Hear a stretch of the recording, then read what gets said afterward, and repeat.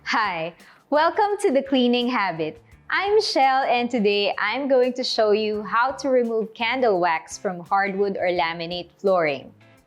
Candles have become a favorite part of our relaxing routine at home. They can be very soothing and comforting, but they can damage our floors once spilled, especially if you use the wrong tools to remove them. If you're new to our channel, please don't forget to subscribe and hit the notification bell so you'll know when we have new videos for you. The materials we need are ice cubes, a plastic scraper, and a microfiber cleaning cloth. Harden the candle wax spills with ice. Hold the ice cubes on top of the wax for a minute. Once the wax becomes stiff, scrape it off with a plastic scraper. Remember not to scratch it, just try to loosen or slide the wax off.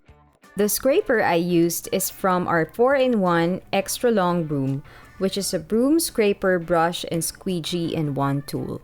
Sweep or pick up the wax and clean the affected area with a damp microfiber cleaning cloth. It's easy to remove candle wax from hardwood or laminate flooring without damaging it. I hope we were able to help you today.